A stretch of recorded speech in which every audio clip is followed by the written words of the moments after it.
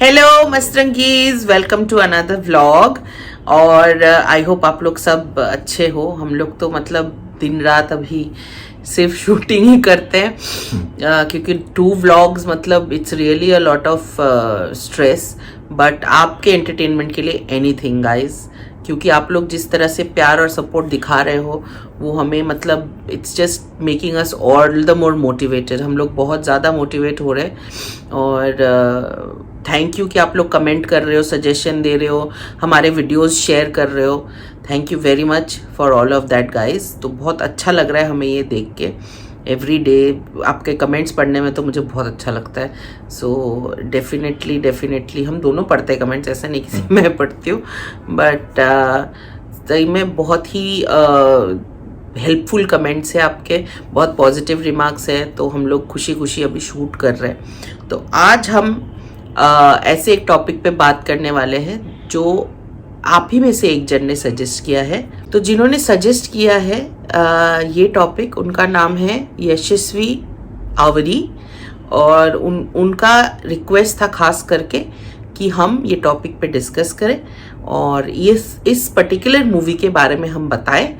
तो आज हम वही डिस्कस करने वाले हैं, उस मूवी के बारे में आप लोगों को कुछ अननोन फैक्ट्स, कुछ मज़ेदार चीज़ें, या तो कुछ बिहाइंड द सीन्स में क्या क्या उनके साथ खौफनाक हुआ, वो सब हम आज इस ब्लॉग में शेयर करने वाले हैं। आप लोगों में से बहुत से लोगों ने आई एम श्योर कि ये फिल्म नहीं देखी होगी, क्योंकि ये फिल्म काफ़ी पुरानी है और उस जमाने पे माना जाता था कि ये बहुत ही ज़्यादा डरावनी फिल्म है और पेरेंट्स जो थे अपने बच्चों को मना करते थे ये सब चीज़ें देखने के लिए। तो वो फिल्म हमने कल देखी है और हम उस फिल्म के बारे में रिव्यू करने वाले हैं। तो चलिए आपको बताते हैं उस फिल्म के बारे में। और फिल्म का नाम है evil dead, the evil dead, जो रिलीज हुई थी 1981 पे। तो वेरी स्पेसिफिकली हमारे सब्सक्राइबर यशस्वी ने यही बोला कि 1981 की मूवी डिस्कस करें, तो आज हम वही डिस्कस करने वाले हैं, the evil dead 1981। So the evil dead 1981 जो ये मूवी रिलीज हुई थी 1981 में, ये कहानी आई डोंट नो आप लोगों में से कितने को पता है, कितनों ने ये मूवी देखी है। तो कहानी स्टार्ट होती है 5 दोस्तों से जो एक ट्रिप पे जाते हैं। एक फॉरेस्ट के अंदर एक छोटा सा केबिन है, वहां पे जाके जो हादसे शुरू होते हैं उस पे ये पूरी स्टोरी है।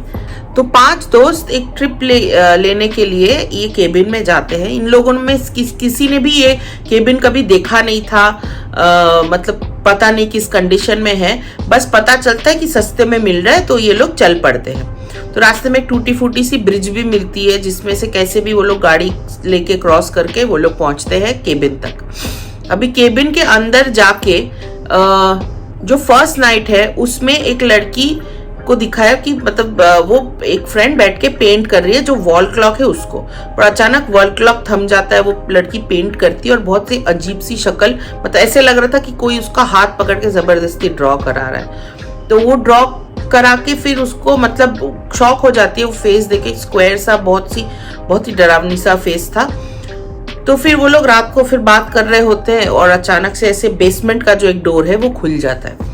तो जब वो डोर खुलते हैं ये लोग सब शॉक्ड है। ये लोग नीचे जाते हैं, बेसमेंट में पूरा हंट करते हैं और उनको मिलता है एक ट्रांसमीटर, एक रेडियो, पुराने दिन जमाने का जो पहले ट्रांसमीटर रिकॉर्डिंग बॉक्स जो हुआ करता था वो मिलता है। वहां पे वो जब सुनते हैं उनको पता चलता है एक बुक है which is called the book of the dead. ये ऐसा एक बुक है जो वहां पे मौजूद है उस फॉरेस्ट में, उस केबिन में। ये केबिन में बेसिकली एक आदमी अपनी पत्नी के साथ आया था इसी बुक पे रिसर्च करने के लिए, और उसकी पत्नी भी पोजेस हो गई थी जब ये बुक पे वो रिसर्च कर रहा था। ये बुक बेसिकली बना है इंसान के मांस से और उसमें रियल ब्लड स्टेन्स भी है, मतलब ह्यूमन ब्लड स्टेन्स।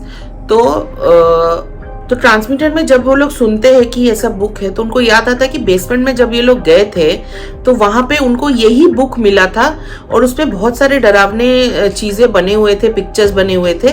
तो वो बुक को बेसमेंट से बाहर निकाले हैं।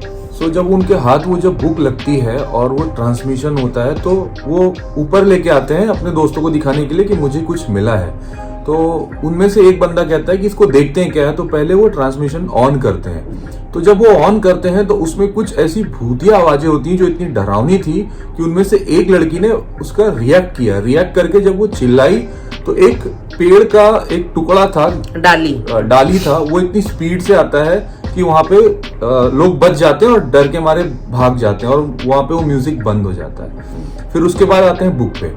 बुक को जब वो ओपन करते हैं तो उनको लगता है कि ऐसे किसी ने बना दिया होगा, कुछ भी नहीं है। लेकिन जब उसके बारे में डिटेल्स में पढ़ते हैं, जितनी भी डिटेलिंग में जाते हैं, वहां से वहां पे घटनाएं होना शुरू हो जाती है। तो पहले एक जो सबसे पहले रिएक्ट किया था वो मंत्र सुन के, वो लड़की सबसे पहले पोजेस होती है, तो उसको वो लोग वापस से वो बेसमेंट में बंद करते हैं, वो चेन डाल के। फिर उसके बाद दूसरी लड़की पोजेस होती है और तीसरी को वो एक पेंसिल से मार देती है पहली वाली, तो तीसरी लड़की भी पोजेस हो जाती है।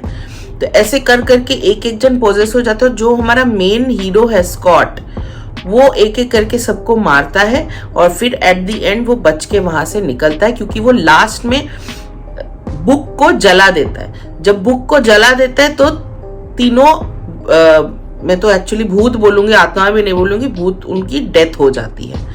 तो तब जाके वो अकेला इकलौता इंसान बच के वो केबिन से निकलता है। सो इस फिल्म का जो हीरो था ब्रूस कैम्बल, यानी कि स्कॉट जो कैरेक्टर प्ले कर रहा था, और उसके ऊपर अटैक्स होने लग जाते हैं। बेसिकली वो अटैक्स इसलिए होते हैं क्योंकि उस ट्रांसमिशन में एक जिसने भी वो बनाया था उसमें ये पावर थी कि भूतों के पास लाइसेंस है लोगों को लिविंग क्रीचर्स को पोजेस करने का। ऐसी लिटरली एक लाइन है उसमें। सो इसके वजह से स्कॉट पे अटैक हो रहे थे। जो भी लोग पोजेस थे, चाहे वो स्क्रैच लग जाए या किसी को पेंसिल से मारा हो, वो सारे लोग जो भी इंजर्ड हुए थे वो पोजेस हुए थे और वो सब मिलकर उस पे अटैक करना स्टार्ट करते हैं। यही रीजन था कि स्कॉट को एंड में सबको मारना पड़ा अपने हाथों से, यहाँ तक कि उसने अपनी एक गर्लफ्रेंड को भी, उसकी जो गर्लफ्रेंड थी उससे भी बहुत बेरहमी से मारा, दिखाया गया इसमें। और फाइनली स्कॉट को समझ में आ जाता है कि इस बुक के वजह से ये सब कुछ हुआ है। तो उस बुक को वो कैसे भी करके, आप अगर एंड देखोगे तो बहुत स्ट्रगल दिखाया है भूत का और स्कॉट का, कैसे जलाया है। तो उसको फाइनली वो जला देता है और यहाँ पे ये पार्ट दी एंड हो जाता है। तो ये थी पूरी इविल डेड की स्टोरी। तो इविल डेड की फ्रेंचाइज जैसे आपको पता है कि बहुत ही बड़ा है, एक नहीं कई वर्जन्स आ चुके हैं। इनफैक्ट एक टीवी शो भी आ चुका है इविल डेड पे, ऐश वर्सेस इविल डेड करके भी एक आया है जो नेटफ्लिक्स पे अवेलेबल है अभी। तो इसी 81 का एक और वर्जन 2013 में आया था, सेम वर्जन, जो बहुत बहुत बहुत ही ज्यादा स्कैरी था। मतलब वो तो मैं आज तक मैं देख नहीं पाती हूँ। मतलब I am very scared to watch the 2013 version of it. But 2013 version में जो मेन हीरो है, जो ये इविल डेड के पूरे फ्रेंचाइजी में वो दिखते हैं, वो नहीं थे।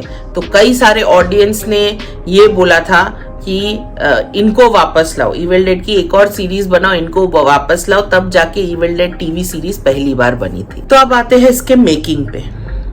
ये मूवी बेसिकली बहुत ही लो बजट फिल्म थी और उस जमाने में तो मतलब हॉरर बनाना मतलब बहुत बड़ी बात थी। तो 3 जन मिलके, जो एक्टर है ब्रूस कैम्बल, वो उनके डायरेक्टर और प्रोड्यूसर, इन तीनों ने मिलके ये मूवी बनाई है। 2-3 लोग और लेके, बहुत ही लो बजट फिल्म है। एक केबिन में शूट किया है और इनफैक्ट जो हम बोल रहे थे ना, वो डाली घर के अंदर आ जाता है विंडो तोड़ के, वो भी उन लोगों ने कैमरा मतलब लिटरली विंडो पे डाल दिया था, क्योंकि तभी तो उतना फैसिलिटीज एडवांस नहीं थे। और पीछे से कोई एक ने हथौड़े लेके उसको तोड़ा था, तब जाके कैमरा घुसा था उसके अंदर। प्लस जो कैमरामैन थे, जो डायरेक्टर थे, उन्होंने कैमरा को अपने हाथ में टेप कर लिया था। जब वो लोग स्टार्टिंग शॉट में ना ऐसे स्वैम्प से, मतलब एक पॉन्ड है पूरा दिखाए, धुआं गंदा सा जो पॉन्ड होता है स्वैम्प जैसा, उसमें से जब कैमरा लेके जा रहे तो कैमरे को हाथ में टेप कर लिया था कि कैमरा गिर ना जाए, क्योंकि इधर इतना वो डाली वाली ये सब थी। तो मेकिंग का अगर हम बोले तो मतलब अभी इस जमाने में हम वो मूवी देखेंगे तो हंसी आएगी, मतलब इट्स वेरी नेचुरल, क्योंकि फिल्म के शॉट अच्छे थे, शॉट्स अच्छे थे, डरावने थे, बट जो भूत बने थे वो थोड़े से फनी जो था थे, वो थोड़ा भूत इज समथिंग लाइक के दिखाई ना दे ऑल ऑफ सडन। यहाँ तो मतलब इंसान के अंदर ही भूत आ रहा है, तो हाँ नहीं आ भी रहा है, और जो पूरा क्योंकि सी अगेन वी अंडरस्टैंड है, क्योंकि तब क्या वो लोग ऐसे प्रॉपर प्रोस्थेटिक्स का फैसिलिटीज भी नहीं था, हाँ पे बहुत डिफिकल्ट होते थे, मतलब फोम डाल डाल के उसको कैसे करके वो पूरा वो लोग पूरा बनाते थे, बहुत मुश्किल होती थी, हाँ लाइटिंग वगैरह भी बहुत डिफिकल्ट होती थी, क्योंकि लिमिट हर चीज लिमिट में होती थी, और फिल्म मेकिंग एक मतलब डायरेक्शन जो है उनका वो अच्छा था, शॉट्स बहुत अच्छे लिए थे। फिल्म मेकिंग अपने में ही एक स्टडी है जो उस टाइम पे हमें दिखाया गया, और बहुत बड़ी बात है कि उस टाइम पर ऐसी डरावनी फिल्म बनाई गई। हाँ। हमारे बचपन को यादगार बनाने के लिए वो भी बहुत अच्छी फिल्म थी, राम से जो बनाते थे ब्रदर्स की पुरानी हवेली, मैंने उनकी सारी फिल्में देखी हैं, और बस यही कहना चाहूंगा कि ओवरऑल ये फिल्म एक मैंने जैसे भी कहा है कि समय के हिसाब से इंसान को बदलना चाहिए, हाँ उस जमाने के हिसाब से ये फिल्म अच्छी थी। तो उनका बजट बहुत कम था, तो वीएफएक्स का वहां पे फैसिलिटीज नहीं, तभी इतना ग्राफिक्स ये वो सब नहीं होता था, जो लोग वो खुद से कर पाए हाथ से DIY प्रोजेक्ट समझ के करते थे, बिकॉज ऑफ कोर्स पैसे नहीं है तो फिर कहाँ से इतना शूट करेंगे। बट फिर भी ये तीन जो लोग थे, जो एक्टर, जो डायरेक्टर, प्रोड्यूसर है, ये 3 कॉलेज फ्रेंड्स हैं, और इन लोगों ने कॉलेज में 8 शॉर्ट फिल्म्स बनाई थी, और तब जाके उन लोगों ने डिसाइड किया कि क्यों ना हम एक फुल लेंथ फीचर फिल्म बनाएं, और तब बना आपका इविल डेड 1981 में जो रिलीज हुआ है। तो आज हम देखेंगे वो मूवी, तो ऑफ कोर्स वो थोड़ा सा फनी लगता है। आई थिंक आज के जो ज़ॉम्बी मूवीज बन रही है वो कहीं ना कहीं मेकअप उधर से इंस्पायर्ड है, शॉर्ट्स वहां से इंस्पायर्ड है, जो दिखाए जाते हैं वो वहां से इंस्पायर्ड है, because that was reminding me, जब मैं मूवी देख रही थी तब वो ज़ॉम्बी वाली मूवीज की मुझे बहुत याद आ रही थी।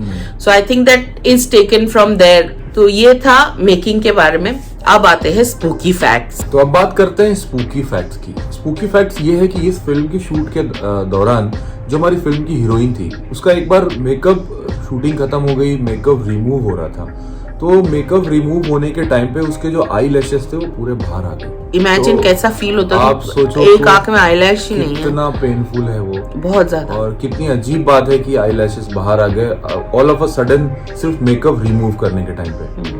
और दूसरी जो घटना हुई थी इस फिल्म के जो लीड एक्टर हैं उनके साथ, उनके पैर में कुछ बहुत बुरी तरह वो इंजर्ड हुए थे शूटिंग के दौरान, आ गई थी। हाँ, जिसकी वजह से शूटिंग कुछ दिनों के लिए, कुछ मंथ के लिए रोकनी पड़ी थी। और मेरे ख्याल से हॉरर में आप 1-2 ऐसे कुछ सीवियर इंजरीज मैंने एक्सपीरियंस किए हैं। हालांकि अगर आप मूवी देखेंगे तो वहां पे जो भी एक्शन सीक्वेंसेस है, जो शेल्फ गिरने का है, वो क्लियर पता चलता है कि इतना भारी भी शेल्फ नहीं है, वो हल्के से ही बनाया गया है। तो ऐसे कोई भयानक सा एक्शन सीक्वेंस भी नहीं है कि जिसमें किसी को चोट लग सकती है, और कोई प्रोफेशनल वो भी नहीं था, but still he hurt himself, बहुत बुरी तरीके से उनको चोट लगी थी इस मूवी के टाइम पे। और जब ये पूरा कास्ट और क्रू शूट करते थे रात को, तो इनको हमेशा से वो स्पूकी वाइब्स आते थे। कभी फॉरेस्ट में शूट करते थे तो एक्टर्स के बॉडीज पे हमेशा, आई मीन मतलब सुन के भी डर लगता है, उनके एक्टर्स के बॉडीज पे हमेशा कुछ ना कुछ खरोच मिलता था, मार्क्स रहते थे, खरोच मिलता था। जो सीन ट्विग्स और ब्रांचेस के साथ होता है, चलो उसमें समझ आता है कि हाँ चलो खरोच आ गई होगी, बट मतलब every day of shooting her actor पे कुछ ना कुछ खरोच आना इज। और ताजुब की बात यह है कि वो खरोच उन्हें एहसास तक नहीं होता था कि उन्हें स्क्रैच आया, उन्हें चोट लगी है, उन्हें पता ही नहीं चलता था ये कैसे हुआ। ना उन्हें कुछ पेन होता था, ना उसे कुछ फील होता था। शूटिंग खत्म होती थी, उसके दौरान बाद में पता चला, अरे तुम्हारे इधर से तो ब्लड आ रहा है, पैर से ब्लड आ रहा है, और उसे पता भी नहीं होता था कि उसे इंजरी हुई है गाइस। ये एक बहुत स्पूकी फैक्ट था। तो ये था, so these were few spooky facts of evil dead. तो इविल डेड तो आप लोग पता ही है कि कितना बड़ा सीरीज बन चुका है। ये मूवी इतनी बड़ी हिट थी कि आगे जाके यूनिवर्सल स्टूडियो ने भी इनके साथ कोलैबोरेशन किया। हालांकि वो कोलैबोरेशन ज्यादा दिन टिक नहीं पाया because of indifferences, but still मतलब Evil Dead turned out to be one of the biggest franchise in Hollywood movies, और आज भी हमारे बॉलीवुड में भी बहुत सारे मूवीज और सीरीज बन रहे हैं, हॉलीवुड में बन रहे हैं, जो इविल डेड से इंस्पायर्ड होके बन रहे हैं। सो डेफिनेटली गाइज ये मूवी देखे। ये मूवी जब आप देखोगे तो ये नोशन के साथ देखना कि ये 1981 में बनी थी, ना कि आज के एरा की मूवी है, क्योंकि आज के एरा की मूवी सोच के आप देखोगे तो उतना शायद आप एंजॉय नहीं कर पाओगे, क्योंकि आप फॉल्ट से ढूंढते रहोगे ये क्या हो रहा है, ये क्या हो रहा है। तो ये समझ के वो मूवी देखे कि वो 1981 के एरा में बनी थी और इतनी बेहतरीन बनी थी without all the facilities that we have nowadays. आज मूवी मेकिंग में इतने फैसिलिटीज बन गए हैं कि इतने ग्राफिक आर्टिस्ट है, वीएफएक्स आर्टिस्ट है, आप हार्नेस यूज कर सकते हो, बहुत कुछ कर सकते हो आज। हाँ, एडिट कितना वो हो गया, तो मतलब there is a lot of difference between making a movie in that era and this era currently. So definitely ये मूवी देखें, और आपको अगर ये एरा में रह के कोई मूवी से डरना है तो 2013 वाला इसी का रीमेक देखो, वो तो बहुत बहुत बहुत ज्यादा डरावनी है। भी वो करेंगे हम, but we will still try and review जितना मूवीज हो सके पॉसिबल। आप लोग प्लीज हमें बताएं कि अगर आपका कोई पर्टिकुलर सजेशन है, चाहे वो इविल डेड हो, एग्जॉर्सिस्ट हो, या कुछ भी हो, एनी हॉरर मूवीज और एनी कॉमेडी मूवीज और any movies for that matter, कोई वेब सीरीज हो गया, आपको अगर कुछ भी जानना है तो आप कमेंट बॉक्स में हमें बताएं और हम डेफिनेटली उसका रिव्यू देंगे। सो गाइज वंस अगेन, आपकी कहानी आपकी जुबानी एंड मॉम की रसोई के लिए we are eagerly waiting for your stories. Guys please request कर रही हूँ, स्टोरीज आप यहाँ पे कमेंट बॉक्स में ना बताएं, हमें इंस्टाग्राम पे फॉलो करें और वहां पे मैसेज करें हमें, एंड हम आपके साथ फिर कोऑर्डिनेट करके आपसे वीडियो हम बोलेंगे कब भेजना है।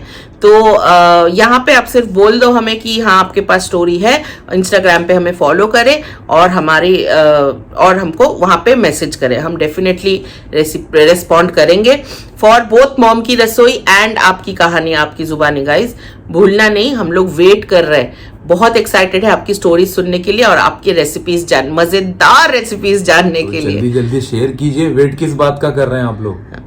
पहली बार अगर आप हमारे चैनल पे आए हैं तो सब्सक्राइब करना ना भूलें, and please watch our other vlogs also. Like करें, कमेंट करें guys, share our videos, and we love you guys कि आप लोग कमेंट करके ये बोल रहे हो कि हम शेयर कर रहे हैं, हमें बहुत अच्छा लग रहा है। Keep doing that guys, keep sharing our videos, और हम और ज्यादा कंटेंट लाएंगे। सो गाइज आज के लिए इतना ही, thank you so much, till our next vlog.